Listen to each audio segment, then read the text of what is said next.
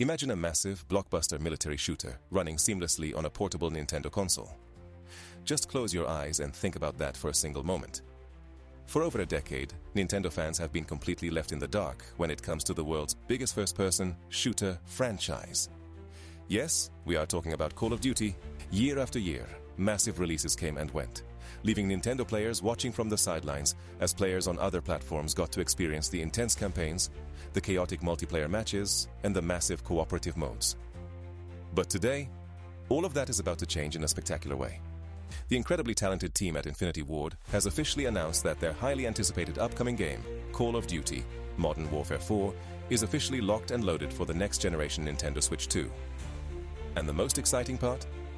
The developers themselves are promising that getting this technical titan of a game up and running on Nintendo's new portable hardware has been a remarkably smooth process, with absolutely no major problems to report.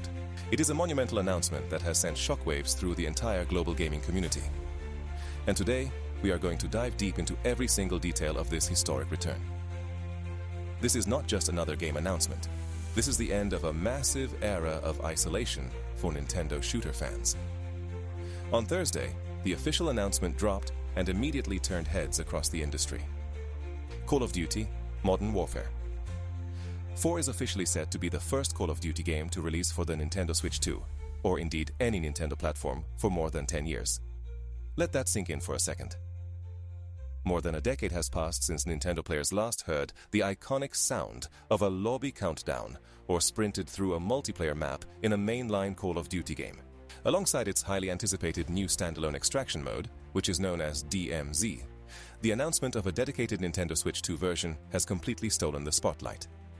It confirms what many had hoped, but few dared to believe. The military shooter powerhouse is back on Nintendo. And this is not some watered-down, delayed port that will show up months after everyone else has finished the campaign. No, the team at Infinity Ward is doing this right. Call of Duty: Modern Warfare 4 on the Nintendo Switch 2 is going to launch day and date, arriving at the exact same time as the versions for all other major gaming consoles and PC.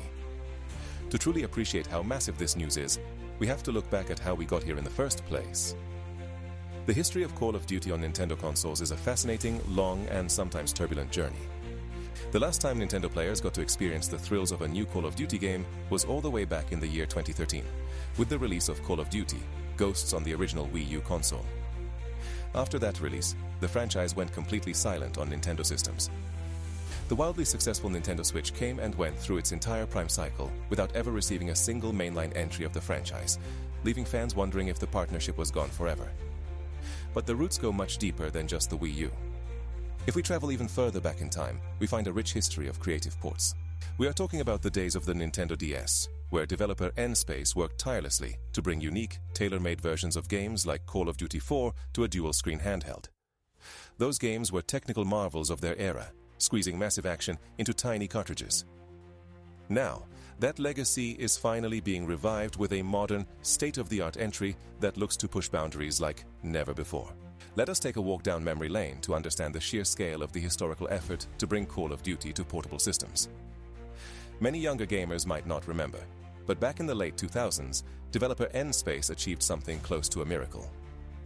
They worked on the Nintendo DS, a dual-screen device with very limited graphical processing power, and managed to release several unique Call of Duty titles, including a companion version of Call of Duty 4, Modern Warfare. These were not simple ports. They were entirely rebuilt from scratch to match the unique inputs of the DS stylus and dual screens. Jack O'Hara remembers these days vividly, having been intimately involved in that development cycle. For him, the challenge of working within tight technical constraints is not a burden, but an incredibly fun creative puzzle.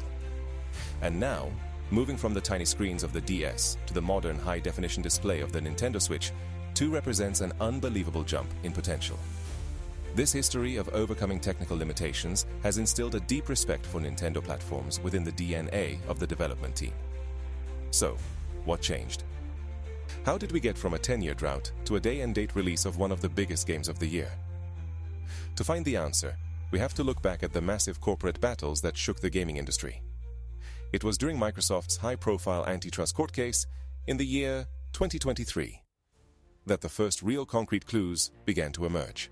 During those legal proceedings, crucial documents and testimonies revealed that the military shooter franchise would eventually, inevitably, make its grand arrival on Nintendo platforms as part of long-term strategic commitments. At the time, skeptics wondered if it was just corporate talk or a distant promise that would take half a decade to materialize. But today's official announcement from Infinity Ward provides the ultimate, final confirmation that everyone has been waiting for. The promises made in those courtrooms were not just empty words. They were the blueprint for a massive new era of cross-platform gaming that is finally becoming a reality. To get a clearer picture of what this development process has actually been like, we have to look at the words of the creators themselves. Speaking in an exclusive interview ahead of the official announcement of Call of Duty, Modern Warfare 4, the highly respected studio head of Infinity Ward, Jack O'Hara, relayed his profound excitement about the franchise finally returning to Nintendo shores. With a warm smile, O'Hara expressed just how meaningful this project is for him and the entire studio. He stated that it is incredibly exciting to be back on a Nintendo platform, adding that it is always an absolute blast to launch a game on a brand new piece of hardware, but especially so when that hardware is a portable platform. For the developers at Infinity Ward, Nintendo represents a super exciting space, filled with unique opportunities and a highly passionate community of players who have been eager for this kind of high-octane action for a very long time. For Jack O'Hara, this project is also a deeply personal homecoming. It turns out that O'Hara, the Call of Duty franchise, and Nintendo actually go back a very long way. He reflected on his early career, remembering how he had personally worked on the Wii U versions of some of the older Call of Duty titles, and even worked on those legendary Nintendo DS versions with the developer N-Space, stretching all the way back to the handheld version of Call of Duty 4. Having that deep historical connection to Nintendo's hardware design and philosophy has given him and his team a unique perspective on how to tackle this brand new project. They are not entering this blind. They know the history, they understand the fans, and they are bringing years of specialized experience to make sure that Call of Duty Modern Warfare 4 on the Nintendo Switch 2 is a phenomenal experience from day one. Now let us talk about the question that is on every single gamer's mind. How on earth does a massive, visually stunning game like Modern Warfare 4 run on a portable console? Many players feared that a Nintendo Switch 2 version would suffer from terrible frame rates, blurry textures, or missing features. But Jack O'Hara's update is incredibly reassuring. Performance-wise, the studio head revealed that he has come away deeply impressed with the capabilities of the Nintendo Switch 2. In fact, his comments suggest that the system's performance is highly favorable, holding its own surprisingly well when compared to the other current generation versions of the game. He described the entire porting process as being remarkably seamless. According to O'Hara, once the team received the official development hardware, they managed to get the game up and running incredibly quickly. Now, instead of struggling to make the game work, they are fully focused on the fun part: fine-tuning, optimization, and squeezing every ounce of power out of the console to deliver maximum performance. Let us unpack exactly what Jack O'Hara meant when he spoke about the ease of optimization on this new platform. Typically, when developers get their hands on new hardware, they face weeks or even months of troubleshooting, battling with unoptimized software development kits and figuring out how to translate their game engine to a new architecture. But O'Hara noted that the transition was incredibly seamless. The moment they received the hardware, the game was up and running in what felt like no time at all.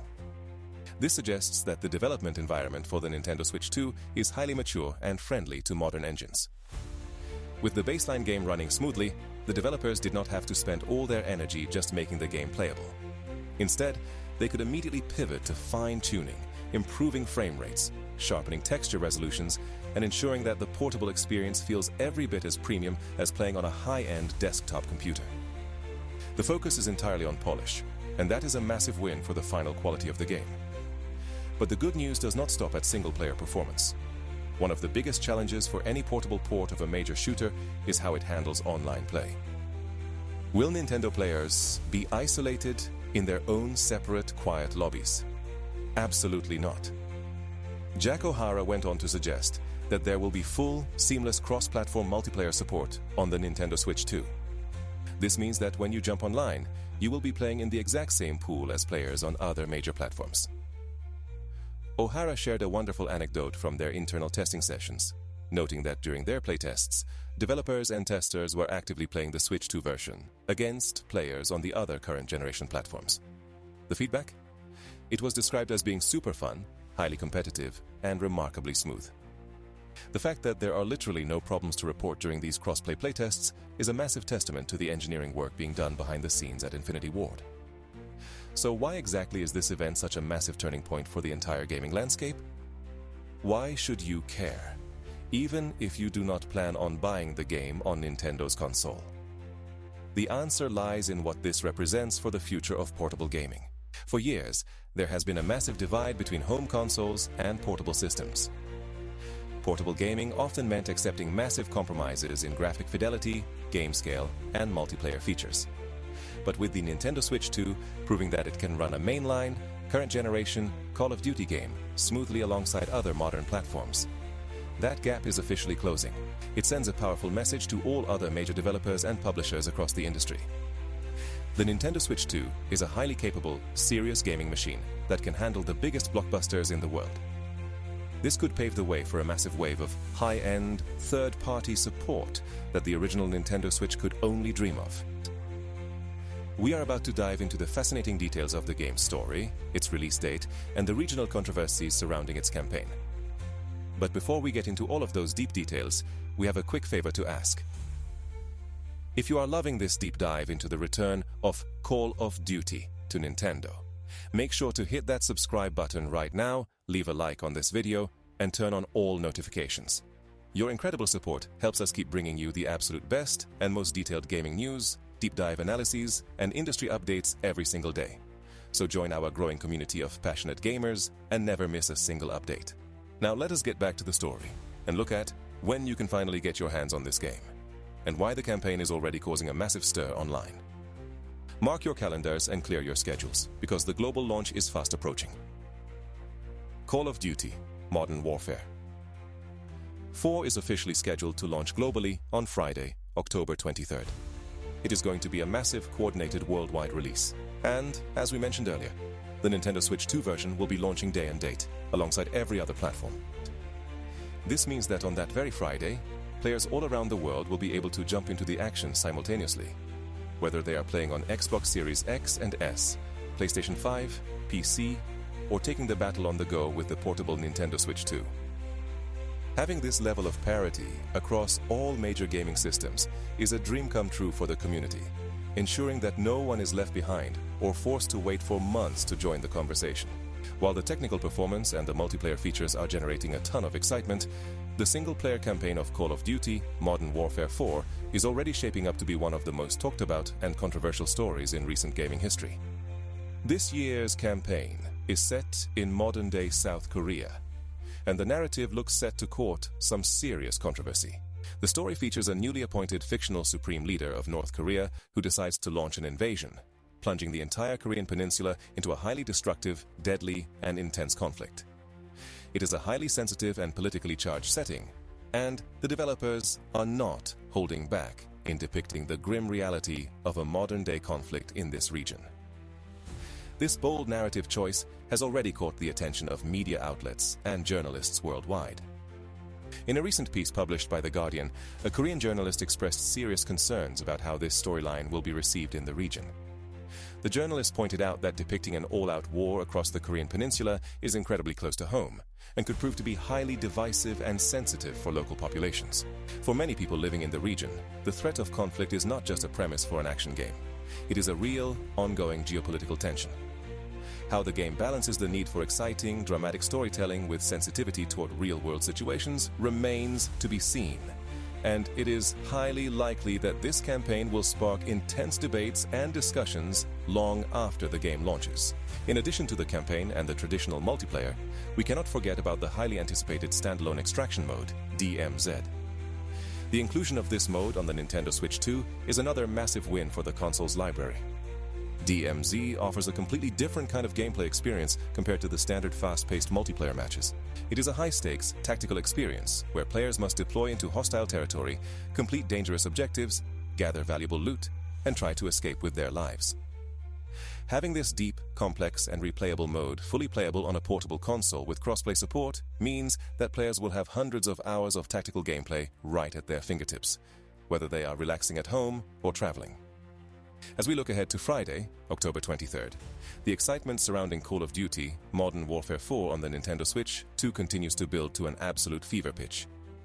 From O'Hara's glowing reviews of the hardware's performance to the seamless crossplay integration and the ambitious, controversial campaign, this release is shaping up to be a historic milestone for both Infinity Ward and Nintendo. It represents a triumphant return after a 10-year absence, and it sets a brand new standard for what players can expect from portable gaming in the future. The days of portable players being treated as second-class citizens are officially over. This is a massive win for gamers everywhere, and we cannot wait to see how the community reacts when the game finally drops. What do you think about this historic return? Are you excited to experience the intense battles of Call of Duty Modern Warfare 4 on the go with the Nintendo Switch 2? Or will you be sticking to your traditional home consoles or PC? How do you feel about the controversial campaign setting in South Korea?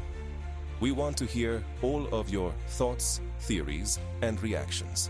So please drop a comment down below and let us start a conversation. If you enjoyed this highly detailed video, please make sure to give us a big thumbs up, share this video with your fellow gaming friends, and subscribe to our channel for more incredibly deep dives into the world of gaming. Thank you so much for watching, and we will see you next time.